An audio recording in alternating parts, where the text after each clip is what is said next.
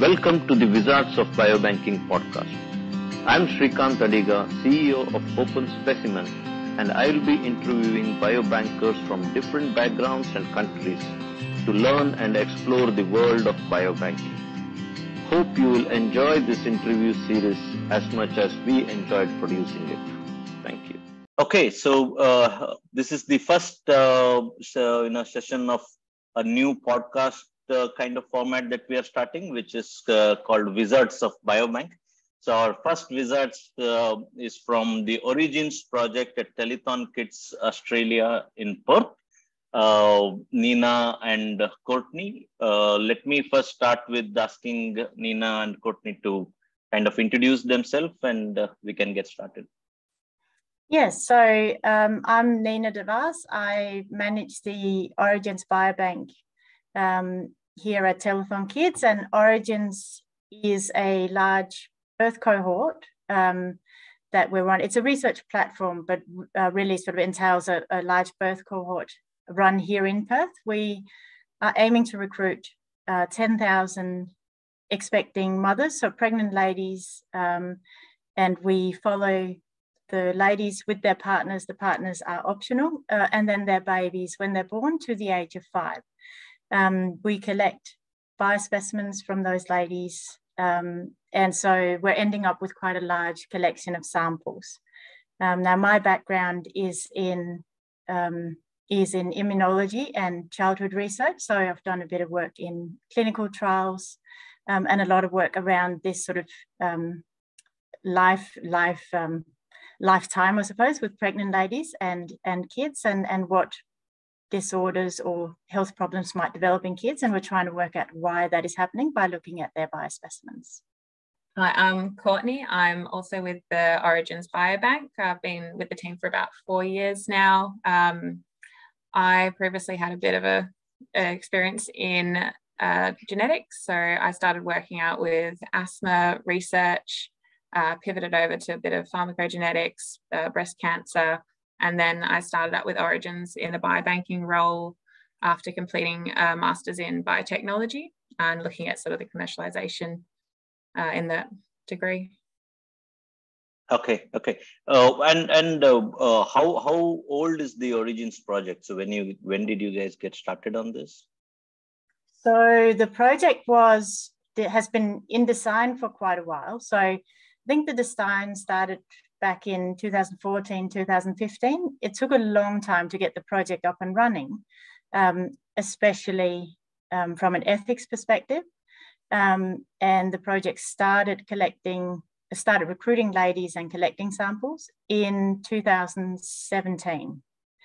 So we've been running for about 5 years, or just over 5 years now. Right. And what was the do you know how did this idea come about? What was the origin of the Origins? Like, why did they feel like something like this was needed? So I guess the Origins project is a spin-off from the Childhood Allergy and Immunology group, which was run from University of Western Australia. I worked for that group previously and did my PhD with that group. So as part of that group, we were looking at what affects an infant's immune system during pregnancy and in the early years after pregnancy, and what that might mean for specifically this group looked at allergy development. We did a lot of small intervention studies, so cohorts around the size of a few hundred, so 200, 300, or 400 people. And I think there was a feeling in that group that there was really a need for bigger, larger scale studies, and also, given that we are a research platform, also a need for smaller research groups to have a platform to utilize for their research, because it's quite hard for smaller research groups to engage with hospitals, being allowed access to participants, access to samples. So I think there was a feel in the group at the time. So Susan Prescott and Desiree Silva from those smaller studies had the idea of expanding to a sort of large scale study, but still looking at the same the same areas of pregnancy and what influences a fetus and a young child an infant and a young child is under and what that might mean for health outcomes. So I think it was an expansion on the work that we did previously. Okay. And if you had to measure the success of the project, so when would that be? Is that phase already reached, or is that sometime in future? And what would that be? So we are just about to finish recruitment. So we're aiming for 10,000 participants in total. Only 4,000 of those will have sort of the very extensive follow-up and biological sampling, and the other part is more of a passive data collection. So I guess success for us is finishing the recruitment of our 4,000 sort of intense participants, and we are almost there. I think we're missing 70 participants maybe, so we're very close. So I guess that's a really big achievement for us and a measure of success that we have recruited the ladies and families that we intended to. And then other than that will be the follow-up of those participants, the collections of data, collections of samples, and I guess the amount of researchers that are choosing to interact with the platform. So the utilization of the data and samples that we're collecting. Right. So we'll come to the utilization part, because that probably is one of the biggest challenge for any biobank, right? So you go on collecting specimens, but then you have to now also ensure that it's used somewhere. In terms of the participant registrations, how do you go about recruiting patients? How do you get patients interested in the project? Rather, not patients, participants, because it's not necessarily their patient. So what is the process there? So we're very heavily involved at Joondalup Health Campus, where we are allowed to approach our pregnant ladies when they interact with the hospital. We're allowed to interact with them. So when they attend antenatal clinics, we approach them and ask for their interest in the project. And if they express an interest, then we invite them to an initial recruitment visit and explain in detail what it entails. And so we have clinics within the hospital, but we approach the participants on hospital, basically when they attend the hospital. There's also, we've also been allowed through the hospital systems to send out some flyers to let them know that we exist, and they can express interest through that system as well. But it's basically through the hospital. So when participants interact with the hospital, we interact with them. And in general, what is the success rate? So when you do most people enroll, how does that work? Because these things also differ from geography to geography in terms of how much receptive people are to such ideas, right? So yes. So we get, we're probably lucky that we do have the 2 consent levels, so people can interact with us being an active participant, which means that we see them at clinic visits, we collect their samples. For people that are interested in research but don't want to be involved on that level, we call them routine data. So you can be involved without having anything to do with us. You're just allowing us access to the data behind the scenes. And then, of course, there are some that don't want to be involved at all. Courtney, you might actually have a better split of those numbers. Well, there's definitely, having the 2 levels has really benefited, I guess, all the different situations that these mums are.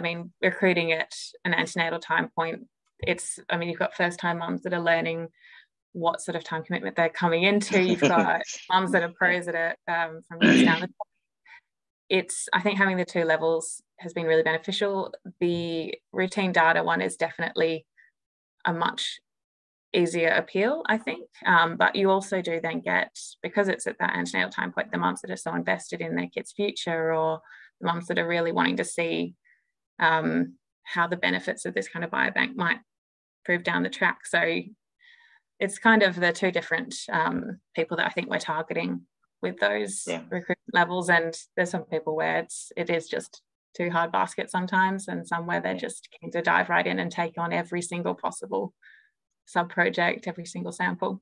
Yeah, and I think I haven't got the exact numbers on Mishri in terms of how many we approach, how many completely say no, how many are good, but we've got an even split, pretty much an even split between the ones that agree to be highly involved and the ones that agree to be involved on a lower level. So that's actually pretty much a one-to-one. But the number of how many say no, I'd say out of the women we approach, I'd say about half are interested, half are not. Is that about right? I think so, yeah. So yes, so about half say upfront or thinking about it are not interested. And then out of the other half that are interested, we've got an even split between the ones that want to be heavily involved and the ones that be lightly involved. So that's sort of roughly the numbers we're getting. Yeah, not that I'm experienced in this, but when you're heavily pregnant, probably you've got other bigger problems to worry about. Yes. And I guess that's where we have incentives, Sri, in that we promise them some follow-up of their children. So if their babies do display any health problems, be that mental, developmental, physical, the project does offer the follow-up with pediatricians and some sort of surveillance of that, so that we can help those families that end up in any kind of health problems. So I guess that's where we, on the balance of them helping us with samples and questionnaires, we offer the follow-up with their children and assistance if anything untoward happens. Yeah, that's a good win-win situation, probably for them too. Yeah, that makes a lot of sense.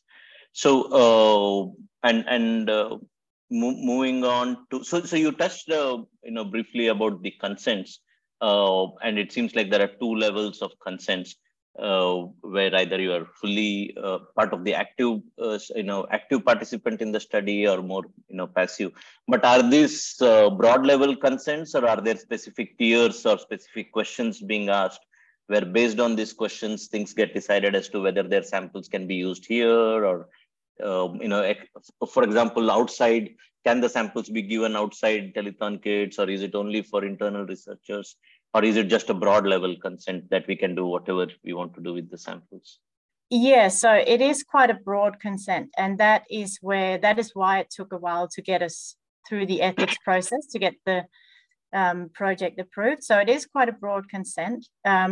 So they do agree to, if they choose to be an active participant, they do agree to us utilizing their data and sample, but only for approved projects. So every project that wants to utilize their information must be ethically approved. So there is certainly that level of it's researchers within Telethon Kids, it's researchers in WA, it's researchers in Australia, and also international researchers. But the participants do have the level of consent that we do ask from the beginning is whether they allow us to use their samples for DNA. So in that initial consent, they can certainly choose to say that they don't want to participate in any DNA-related research, or they are happy to participate in DNA-related research. But other than that, they're sort of more broadly agreeing to projects that they may not know what are at the time, but certainly those projects go through very strict ethical regulations, so we assure them of that. But yes, it is quite broad in that they don't necessarily know what their samples will be used for, but it is projects relating to the child's development. Right. And is there a process to withdraw the consent? Yes, there is. So they can withdraw their consent at any time. So the active participants have the choice, if they don't want to be part anymore of the active participation, they have two choices. They can either drop to the more passive participation, or they can drop out completely. As part of that process, they can also choose to let us keep their samples and their data, or they can choose to destroy both data and samples. Majority of our participants choose to drop just to the passive level of participations, very few have chosen to completely drop out. I think we're looking at a handful. So most people are happy to just drop and not be asked to do things. And about, I think the number, we've just looked at the numbers, I think it's about 30 of those that have dropped to another level have asked us to completely destroy their samples and completely be forgotten. So they certainly have that opportunity. But many people are happy for us to still use their information. They're just tired. Don't have time. Tired and finding it hard to find the time to interact with us. But are still happy for us to do the research utilizing their information. Makes sense. And moving on to the utilization part, have you guys started giving out samples to researchers? Yes, we have, absolutely. So the platform is, so it's built for researchers to come in as sub-projects. And we have about 42 of those at the moment. Now, they don't all use the biobank. There are some that just use data. But we have about 25 projects at the moment that interact with the biobank. Wow. And there's a couple of options. So some of these projects run real-time projects. So they may run an intervention with some of our mothers and collect samples as part of that, and then withdraw samples as well. But so they can interact real time, or they can come in after the fact, I suppose, and just go, have you got 1,000 ladies with whole blood samples, and sort of just withdraw samples in retrospect. So some of these are real time, some of them are retrospective projects. But we have given out, I don't have a number, again, Courtney's really good with numbers. So in terms of how many individual samples we've given out at the moment, I think we're sitting at about just over 4,500 that we've distributed, and that's been spread across a large bulk of them was some longitudinal stool samples, your microbiome, split across lots of urines, serum samples, some plasma samples, and also some of our PBMCs and CBMCs from the blood. Nice. So certainly in terms of utilization, Sri, I mean, we have at the moment about 300,000 individual samples in our freezers. So if we've distributed around 4,000 samples, as a percentage, that's not huge at the moment. But yeah, we're certainly happy that there is a utilization, but we're also hoping that in the coming years that will expand. And I think we're hoping to do some bigger sort of cross cohort studies, but also waiting for some of our time points to close, so that we have the full population, because everything is still moving. But yes, so certainly some samples have left, but we're definitely hoping in the coming years that will accelerate, and there will be a higher utilization of our samples. Right. So how do you publicize your biobank to, how does the research community come to know about the existence of this and approach you? That's a really good question. So we've not done a lot of marketing of the biobank yet. It's been decided that while the cohort is growing, and a lot of especially the kids are now growing, our oldest kids are reaching 5 years of age. But the collections, there's still a relatively small number of children have passed those time points.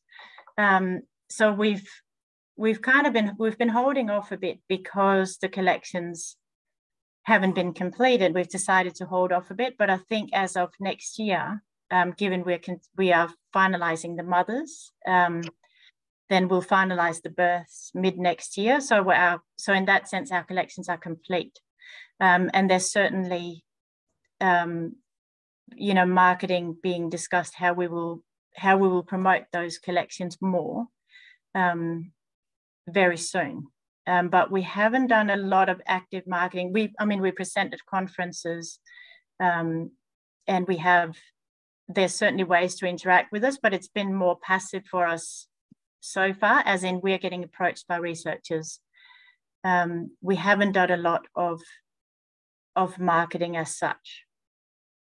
Right, right. But it's certainly on the card. So we have plans to publish specimen catalogues, and we have plans to also, we do have a comms person that is, very keen to start that process of publishing publishing or making our collections more widely known. But we haven't quite reached that point yet. Sure. So one of the things that going back to a few minutes earlier, you mentioned about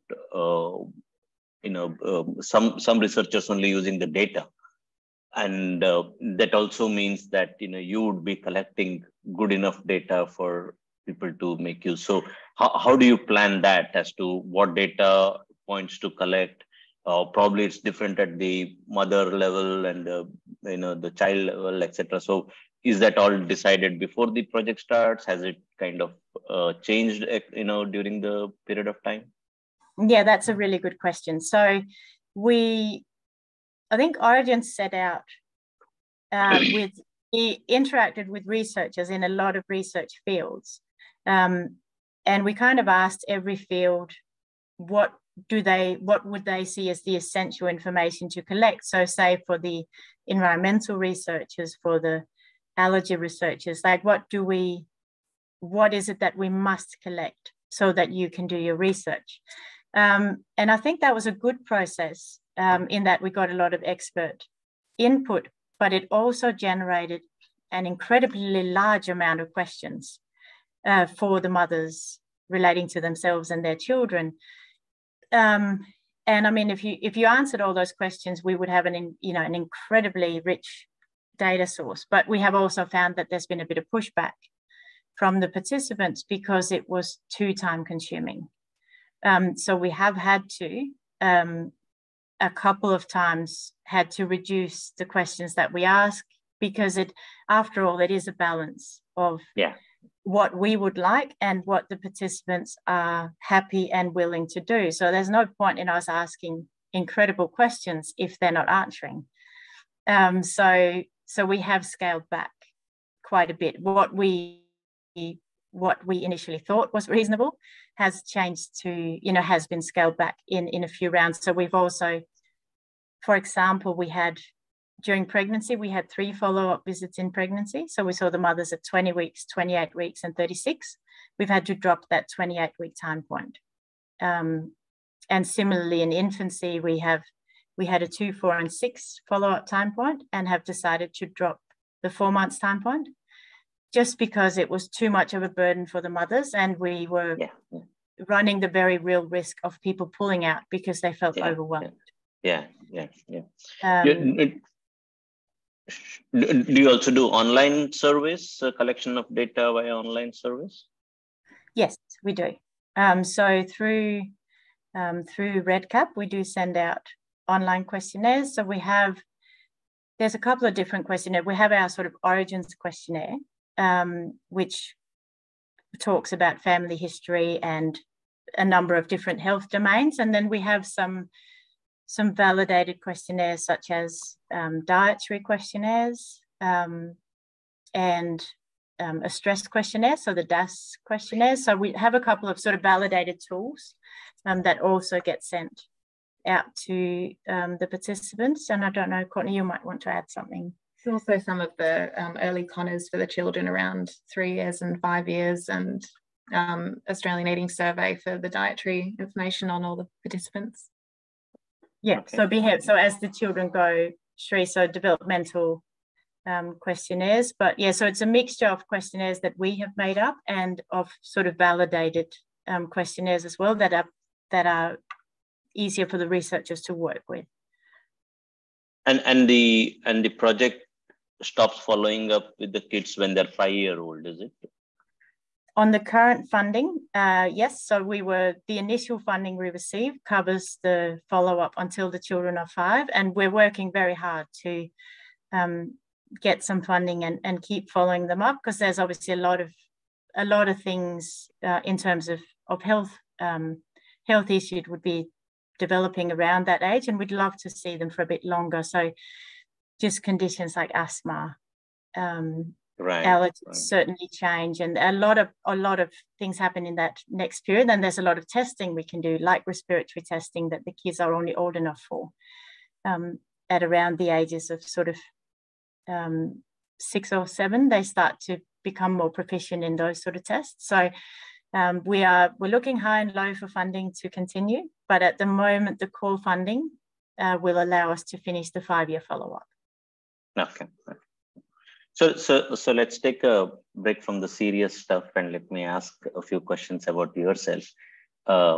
What is the best thing that you like about Perth? Beaches. Yes, we have an endless supply of beaches. Oh yeah, of course. I think you would have seen it at the ABNA conference. Yes. To the end. Yeah, that's got to be it. Oh yeah, like the beach. I mean, I'm originally from Europe 3, and when I came to Australia, just completely blown away by the scenery and the nature side of things. The beaches very much, but also the wildlife and the bush. Perth is just such an amazing. I still feel lucky every morning, and I feel to some extent like I'm on holidays. So it's just a really, really wonderful place, and a really nice place to bring up kids as well. Nice lifestyle and lovely people, and just a really good place to live. Yeah, and also I think a lot of sports and outdoor activities that people do, as part of their lifestyle. Absolutely. Absolutely. Certainly compared to Europe, where we're quite restricted by weather and darkness during winter. Certainly here, certainly here the availability of daylight and comfortable conditions and yes, sports and parks and facilities and that sort of thing's really, really good. I mean, the heat is a bit. Never thought of it that way, but the heat can be a bit restrictive during summer. And I never thought of it that way, but certainly when it's when it's over 40 degrees, there's a tipping point. Yeah. The whole outdoor aspect kind of takes a bit of a turn. Is 40 the highest it gets there in Perth? Occasionally a little bit above. Okay. Yeah, I think the highest I've seen is about 43. Yeah. Okay. I just have memories of being in primary school when you got the day off school if it hit 40 for 2 days in a row. Oh wow, okay. Yeah, so just over. But I mean, I think it's fair to say that anything over 40 is it becomes a little bit tricky to manage. Right. Okay. So getting back to the Origins project, do you do anything specific in terms of security of the specimens, backup, not the data physically? Do you store it in different freezers and the power backup and alarm systems and things like that? Yes, definitely. So we have our samples are sort of intermediately stored in the processing locations, but then get transferred to a dedicated freezer farm where the -80 freezers are monitored 24 hours and any temperature deviations.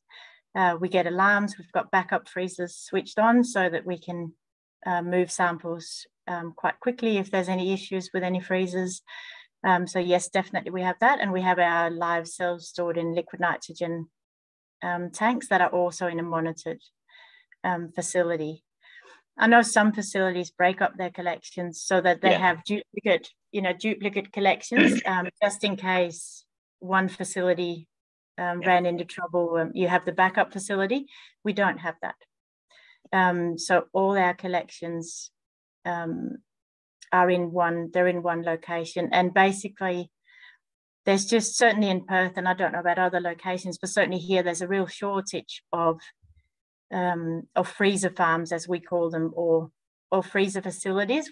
We would love to have our collection split to protect them in that way, but we haven't got the opportunity, unfortunately, to do that. So yes, so given it's all in one facility, if that facility ran into trouble, we would run into trouble with it, but certainly we've got all the mitigating factors for it in terms of the facility, the monitoring and all that. So probably unlikely, but say there was an earthquake or something like that that affected our building, we would lose our collection.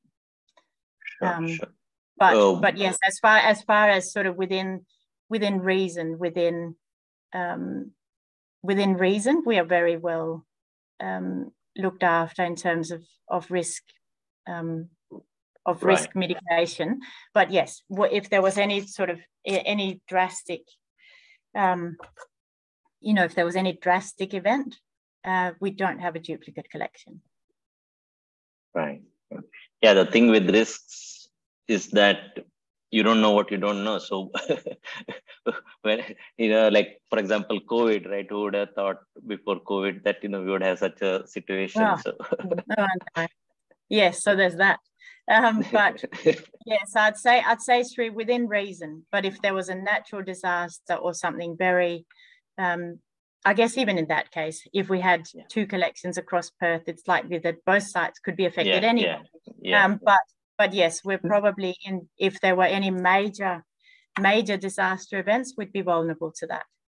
Yeah, the more than major disaster, I think the smaller things, like, for example, I don't know whether it would ever happen, but power being off due to some kind of weather issues or whatever for a day. I think it happened. When I was talking to people in Adelaide, they said sometime in the last 4 or 5 years, it happened that there was like no power for a couple of days. Those kinds of things, or even a freezer, going out of commission for whatever reason. So smaller problems. Yes, and with that we have as many backups as we can. So we have the alarms, we have the generator backup. Right. But yes, beyond that would be. But for the smaller things, I think we're quite well looked after and quite secure in terms of the locations, and the location also is not likely to flood. Right. It's sort of it's well enough above sea level, I suppose, that flooding would be unlikely. But yes, so within reason, I think we're sort of well risk mitigated. Sure. So now that I brought up COVID, how did COVID impact the operations and or recruitment, or in general things, in terms of how is it different? I mean, I now versus before. Look, I'll get Courtney to talk a bit about the participants, but I will say something very unusual or something unexpected we saw with COVID was that the participants were actually more engaged. Of course, there were some restrictions in seeing people face to face in periods, but in terms of engaging with the process and collecting samples at home and answering questionnaires, we saw an increase in engagement, which was really interesting. And we think it stemmed from partly because people weren't working, so there was probably more time on their hands, but also I think we were all a bit scared probably when COVID hit, and there was a sort of a willingness to help and engage and do something. A lot of people expressed a need to feel like they were doing something to facilitate research and that. So that was really interesting. But I'll get Courtney, because Courtney also works in the recruitment side of the project. So Courtney can probably talk a bit more about how the recruitment and how the participants were affected that way. And I think we definitely did notice that. I think the contact that we had with the mums, particularly after they've had their babies, when they're at home, preparing for sample collections, preparing for questionnaires, the phone calls I think we had with them sometimes that you'd normally be like a minute, 2 minutes arranging for couriers, they kind of sometimes would go up to like 5 minutes, 6 minutes talking about things that are sort of outside of the main part of it. So I think we really got to know some of the participants pretty well in that period. And I think there was definitely quite a strong interest in what was being done, what could be found out using these samples. So I think there was a lot more interest from participants at that point of how can they help? And I think that's a really big point of getting people involved in these kinds of cohort studies, biobanks, and setting these things up is what are they doing it for? And I think participants really like knowing and hearing about what they're contributing to. Yeah, I think also that, from your point of view, your work becomes a lot more meaningful when you have a personal rapport with whom you're work, with the end use of your work. And like we see that a lot where, when we meet our customers and then, we know them better, a lot of things change in how we, because what problem is being solved, and therefore how you interact or how you respond changes a lot compared to someone, you have no idea of what is being done. And in terms of the operations of the biobank or how you work, is now things back to how it were before, or is there an everlasting impact on how things were being done? Yeah, so I think now we're pretty much back to working the way we did before, except we did find that because we were embedded in the hospital, we had our clinics in the hospital. Of course, the restrictions lasted much longer in the hospital environment. So we have actually had to change location from being in the hospital to building a sort of clinical facility outside the hospital. So it became too difficult to operate and especially the hospital decided, even after the restrictions were lifted for adults, they decided that the kids were often the vehicles for carrying COVID. So particularly the kids were restricted from access to the hospital. So in terms of facilities, we've had to change. We're back to normal in terms of seeing participants face to face now. And I think we're pretty much back to normal in that respect. But I actually think we have become better during COVID because we expanded. We never interacted with our participants as well electronically before as we do now. So we've now got additional options. We learned to do engagement visits and recruitment visits via telelinks. So everyone became very used to that form of communication. So we now, and we're continuing some of that, although we try to see them in person, but if someone is inhibited and can't get to us, we still run some visits electronically. And we learned to use careers a lot better to bring out sample packs to our participants, to bring samples back to the participants. And a big difference as well is that we learned to use mobile phlebotomy. So when the participants couldn't come to us, we were lucky enough that there was a mobile phlebotomy provider in Perth, and we were able to send the phlebotomists to the participants' home. And we've continued that as well on a lesser scale, but keeping up some of those new ways of working even after COVID is gone, I think has been a real real positive. And even not the participants, but in interacting with other researchers and other biobanks, what we learned to do electronically that we never did before has been a real positive.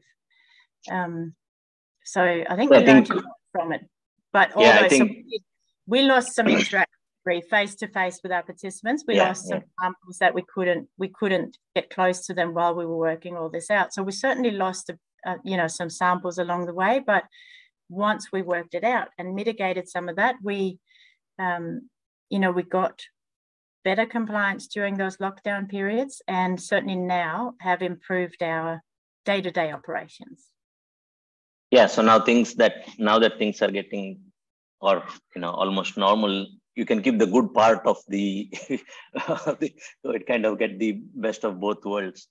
Yeah. The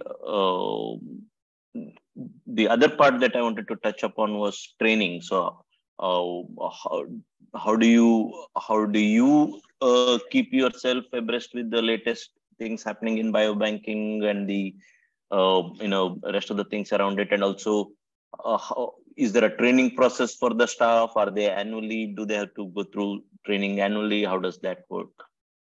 Yes. So in terms of keeping up, I guess there's two things, Sri. When we're running such a long cohort, we have to stick to what we always did to keep the samples processed the same way. So what we have learned to do is, while we stick to our original protocols and still process every sample the same that we always did, we've certainly added, made some additions to our protocols along the way when we've learned that certain sample types were useful for certain methodologies. So for example, we process placental samples. We started off doing sort of core biopsies and membrane biopsies and weight and images, and have learned along the way that there are other ways some of those samples can be kept alive, and that some of that is what we've learned from some of the projects that interact with us, that there may be some sample types that we hadn't thought of previously that we add into our protocols as we go. We might be able to keep them alive, and certainly some histology procedures that we can look at. So we're certainly learning from the projects that interact with us, and they're quite specialized in what they do. So we're learning from them. We're learning from literature as well, and sort of just keeping up with what we hear in conferences and presentations and kind of think, oh, that's clever. You know, we didn't think of that from the beginning, but we will add that into our protocols, or even split some samples into smaller volumes because technology becomes more advanced. And we thought that 50 microliters was a small, that's probably not true, but say 500 microliters. We thought that was a small volume, and we might think, well, you know, a lot of research can work with a lot less than that. So we've sort of become a lot more micro as we've gone, and learnt that a sample can certainly be a much smaller volume than perhaps what we previously thought.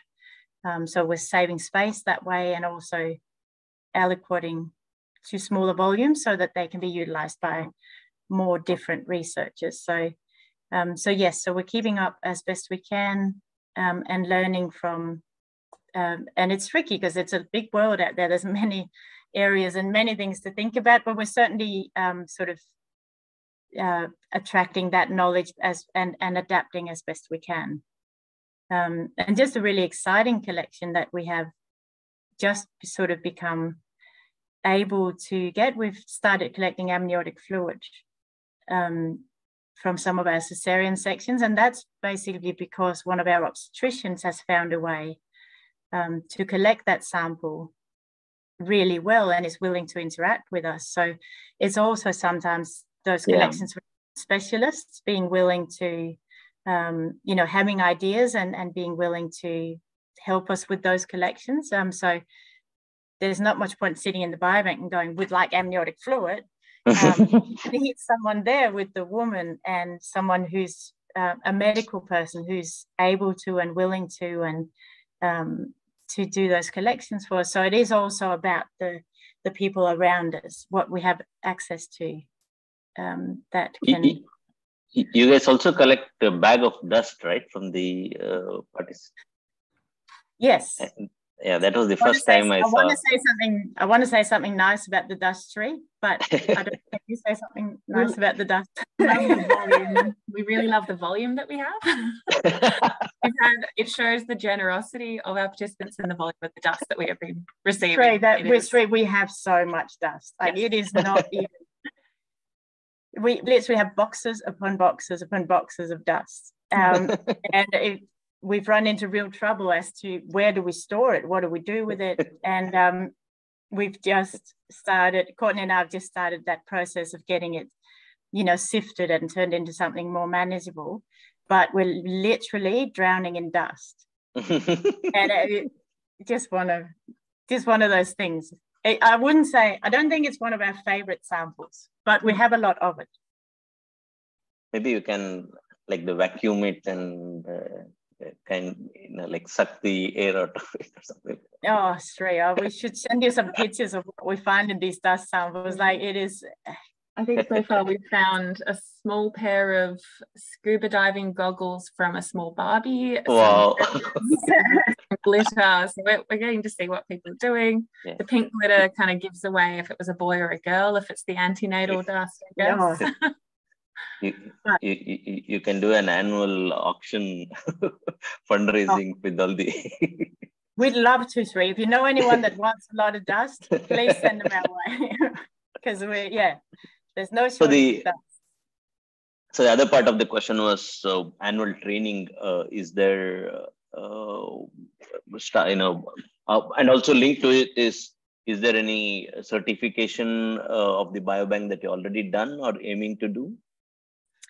So the answer is we train all our staff when they start with us and they get signed off by either Courtney or myself. Then we do training along the way when protocols change. And again, it's generally a proficient staff member develops the new protocol and then trains the other staff members. We don't have an annual training as such. We sort of feel that when everyone is proficient in their workflows, they generally stay that way. Unless they change, then we do upgrades. We do have sort of annual training in terms of good clinical practice and some other requirements just to keep up with the regulations we are within. So in terms of data protection and all of those sort of things.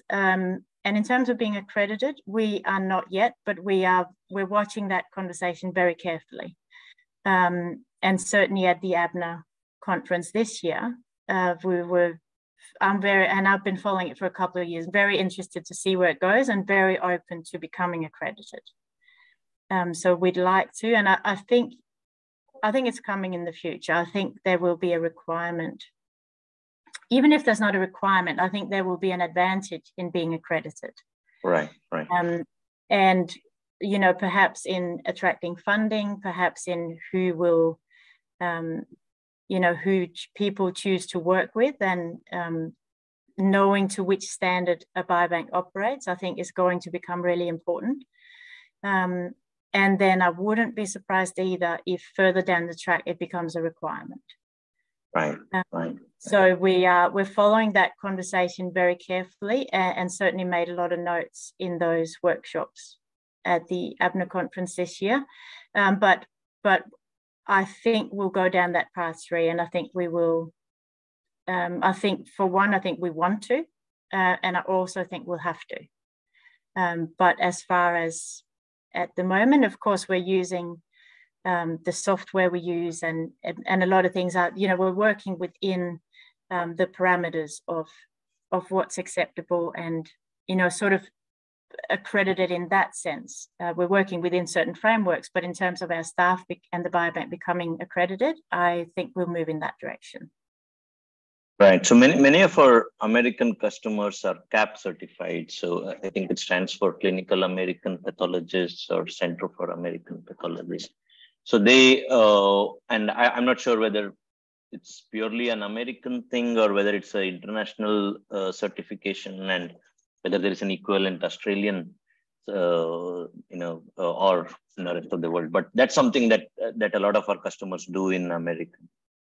Yeah, so certainly we're not under any regulations like that. Most of our staff is, are science or university trained, and but certainly we do have some staff that are pathology trained, and there are, we have medical scientists amongst us. But certainly, if you look at Courtney and me from a science background, we don't fall under any accreditation, so we'd need that to be sort of a biobanking accreditation. We're not required to fall under anything either, but saying that, I think we should raise the bar and become accredited.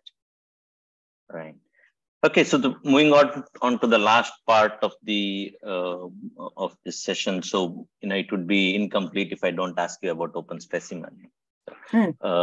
So I guess you guys started around 2018-19 time frame. So it's about 4 years since you're using OpenSpecimen.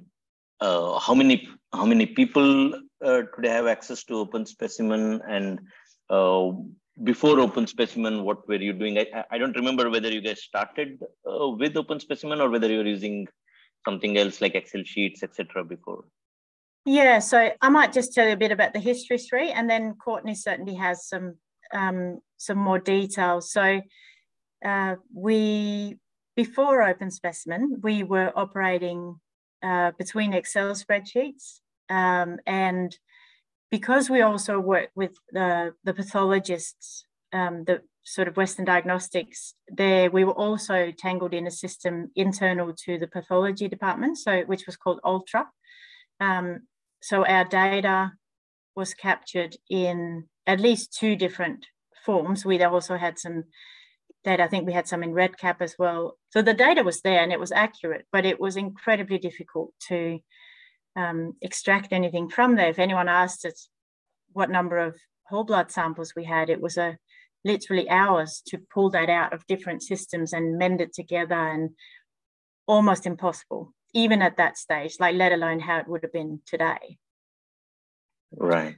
And then so we started looking around for a software solution, and we landed with OpenSpecimen. And I have to say that there's nothing in this in terms of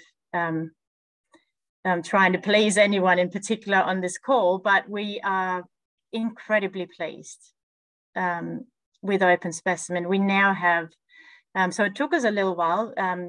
The OpenSpecimen staff helped us do a legacy migration and bring all of our legacy data into the system, and it was tricky to get that done. But now that it's done, and now that we have done a lot of work with the software, and a lot of that is credit to Courtney, who's really our technical brain.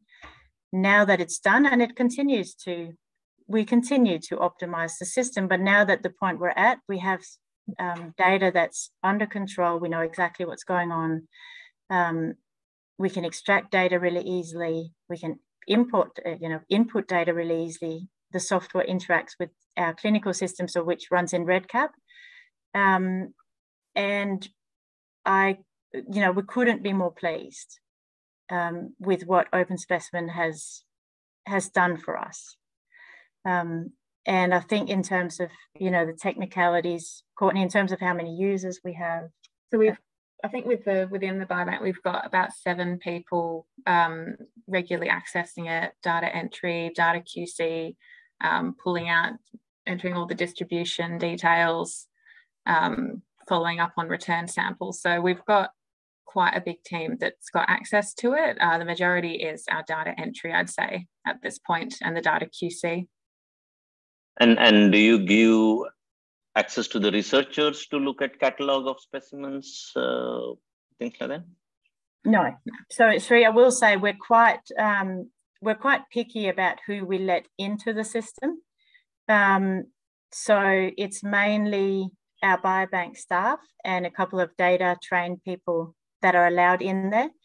So we'll say the software, it's incredibly useful. But we'll also say I don't think many people can kind of walk off the street and just use it easily. It is quite, given the amount of detail it captures, it is quite an intricate system, and we feel that it's not a good idea to have too many people in the system. We prefer to deal with inquiries and export data for them. And do you, when you get those inquiries, have you built a dashboard of your data that people can look at? Yes, that's very much Ms. Monroe's business. So I guess when we're working with the sub-projects that are sort of expressing interest in sets of data or figuring out what we've got in there, there's quite a consultation process of figuring out exactly what they need, minimum required data or sample sets. So a lot of that we pull out of OpenSpecimen, and we actually deal with it, I guess, externally when we're reporting that information to them so they can pick their sample sets. We just find that that's probably at this point the best way for us to get down to a bit of the nitty-gritty of exactly what combination of samples they need. And then also often they're wanting to align that with our other clinical data, questionnaire data. So in that, we do a lot of that process outside of OpenSpecimen, and we really use it to initially just figure out what we've got, what's available, what might we have already reserved for another sub-project, just to minimize overlap, but also to identify overlap where you might have some sub-projects interested in the same 2 samples from the same person, just to really build a couple of collaborations in there. Sure. So we can take this offline, but one of the options you have is to build dashboards and catalogs for people without coming into the system. So, they don't need to be registered users or login, but they'll still be able to see a very high level, broad overview of, what you're doing, what kind of data you are collecting. And you can restrict it in many different ways. You don't have to show all the fields. You don't have to show even the data. You can just have graphs and a inquiry form or a request form and things like that. But we'll probably talk in detail later. So that's pretty good to know. And one of the good things for us has been that you guys have been our lucky charm in Perth, in terms of once we started working with you, we started working with many other centers in Perth. And you guys have been great reference for us in that sense. So that's worked out pretty good for us too. So thanks a lot. Thanks, Nina and Courtney, for such a wonderful, productive, and as I said, I learned so much from this session. Thanks so much. I look forward to talk to you guys again in one of these kinds of sessions. We'll be publishing it on our website and on YouTube, etc. I'll be sending you guys the link. Thanks so much for the opportunity. Thank you, Sri. Thank you.